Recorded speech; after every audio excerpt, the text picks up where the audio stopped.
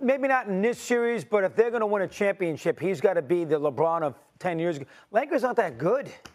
I mean, Hayes, I get the idea with Luka. Hayes is, he kind of tries to fit in. Only 16 points last night. Sometimes he's not as big a factor as you'd like. LeBron, it's all about Luka in the first half last night, as was in game one. They have nothing down low. They can't wait to get Hayes out of the game. They have nothing down low. This is not a championship team. Now, they got a good, I'm with Windy. I think they'll probably figure out a way to win this series. And we'll see how they handle it with Golden State, if in fact they play them.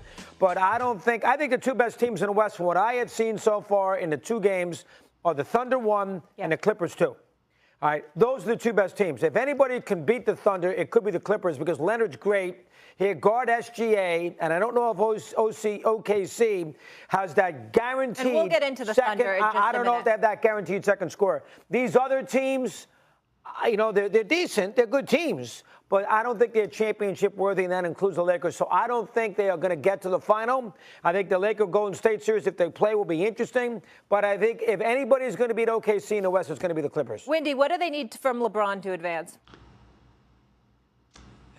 I would say, Molly, okay, here's the thing. If you look at the top 10 players in this series, I think, and maybe you get an argument, I think the Lakers only have 3 of them.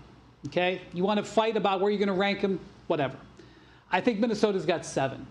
And if the Lakers win and advance, whether they're playing the Warriors or the Rockets, I think you're going to be in the same boat.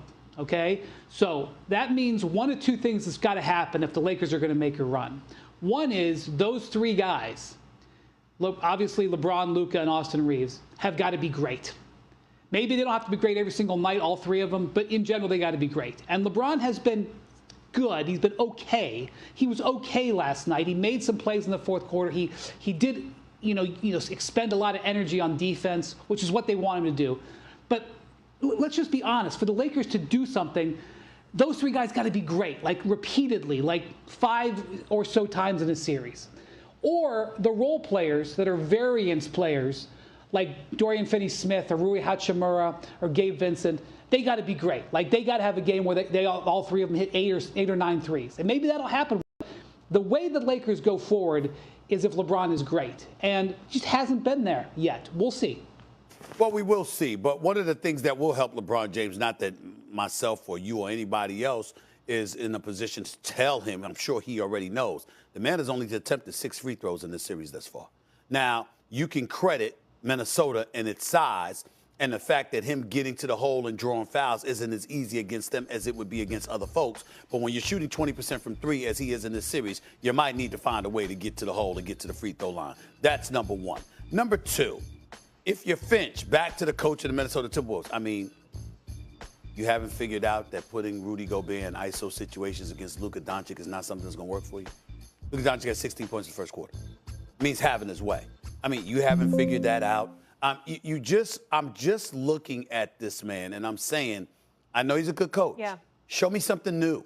Show me a different look. You got to do something, because you can't have your offense that lethargic, that sporadic and haphazard, rather, last night, and do nothing for 48 minutes about it. Nothing.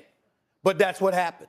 Yeah, with that type of talent. They are 1-1. Let's not go crazy. I'm just talking about how they look offensively. You're not going to have a chance to win this series. We know the Lakers are favorites. We're going to have much more on the Lakers later. I can't wait to ask Snoop Dogg about his Lakers. I'm sure he's going to have a whole lot to say. But there was also a game in Naptown, and it got a little chippy, fellas. Let's eye in on that one. Pascal Siakam, Tyrese Halliburton balled out for the Pacers in Game 2. Now they're 2 wins away from taking down the Bucks in the first round of the playoffs again. Siakam had 24 points, 11 rebounds, a crucial 3-pointer to start Indiana's decisive final run, while Hallie added 21 points and 12 assists. Here's Giannis and Halliburton after the game. My mindset right now is Game 3. I know the deal, man. I just know the deal. I know what I gotta do. Look, at the end of the day, it's not something that you have to panic, but also it's not something that you have to be loose. It's life or death. It's life or death. That's how it is for me. I know the deal. We don't have to sit here and act like it's any secret. We don't like them. They don't like us. And that's just what it is. And everybody says, the league rivalries aren't here anymore. Well, it's right here. Doug. Is Indy-Milwaukee a rivalry? No, come on. In league run, what are they, the Lakers Celtics? No, Indianapolis, Milwaukee. The game was on NBA TV last night. If it's a league rivalry, why is it on NBA TV? If it's a rivalry, they all got to see it at 7 o'clock. Half the people don't even have NBA TV. No, that is not a league rivalry. I mean, these teams do not have a history of playing for 20, 30, 40 years. This is not Knicks Celtics. This is not Celtics Philly. That's a rivalry. They're not on that level. No, Burgeoning rivalry the past couple of years? No. First of all, Milwaukee can't beat them in the postseason. They lost last year. They're going to probably lose again. Here's what I'll say about Indiana. Make a quick word of the thought of Stevie and Brian. Indiana does not have a great player. They don't have a great player. When I mean great, I mean Tatum-ish, that kind of player like all these teams do. SGA, Jokic, Leonard, Luka, Curry, Tatum. They don't have a great player, but they got a lot of good players, Indiana. And they got a lot of guys who can score. Now, Lillard's not 100%. He'll be better in Milwaukee, and the Bucks will win some games here. But the Bucks offense, I know they shoot 1 million threes. Indiana's got more ways they can hurt you offensively. They got 1 million guys who can shoot. Siakam can score. Nebhard can score. Toppin can score. The little point guard O'Connell can score. Halliburton can score.